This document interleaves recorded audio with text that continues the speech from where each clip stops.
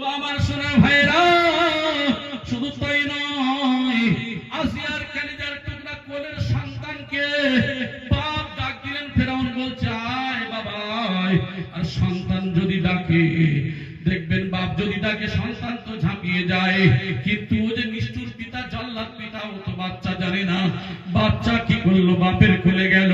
ওই বাপ নিয়ে সন্তানকে কি করলো, নিয়ে ছোট বাচ্চাকে নিয়ে, নিষ্পাপ ছেলেকে নিয়ে তেলের উপরে যখন দিল, সঙ্গে সঙ্গে গলে ছাই হয়ে গেল, সঙ্গে সঙ্গে তেলের সঙ্গে মিলিয়ে গেল। এরপরে বলছে আসিয়া, তোর তো 6টা ছেলেকে দিয়েছি, এইবারে বল খোদা বলে মেনে নিবি কিনা। বলছে শোনো ফেরাউন, আপনাকে স্বামী বলে মেনে নিতে রাজি আছি, যে 6টা সন্তানকে দিতে পারে ওই আসিয়া নিজের জীবনের মায়াও করে না। কি করলেন, আসিয়াকে তক্তার উপরে পেরেক গেঁথা হলো, শুইয়ে দেয়া হলো, শরীরে পেরেক মারা হলো। তারপরেও বলে না, সম্ভব নয়। তারপরে কি করলেন, এমন পেশাই দিলেন, হাড় গোড়গুলো ভেঙে শরীরের থেকে রক্ত ঝরে।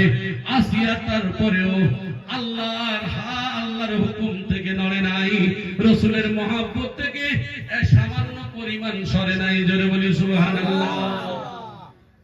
এই সমস্ত ব্যক্তিদের সম্পর্কে আল্লাহ বলেন, ইন্নাল্লাহা ইশতারা মিনাল মুমিনিনা, ইন্নাল্লাহা ইশতারা, নিশ্চয় আমি আল্লাহ এই সমস্ত মুমিনদের জান ও মালগুলোকে আমি ক্রয় করে নিয়েছি।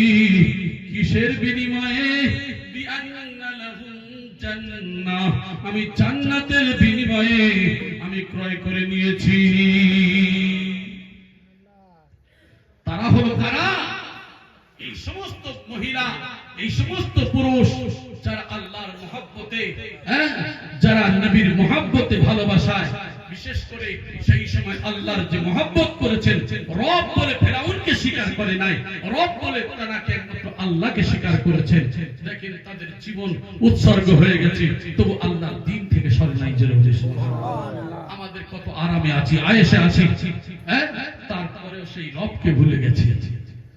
সামান্য বর্তমানে এসআইআর নিয়ে আমরা অনেকেই ঘুম ছেড়ে দিয়েছি, খাওয়া ছেড়ে দিয়েছি, ঠিক কিনা? এই সামান্য পেরেশানির মধ্যে, মানুষের দেওয়া পেরেশানিতে পেরেশানি হয়ে অনেকে কি করছে, গলায় দড়ি, বিষ খাওয়া করে না, করে না?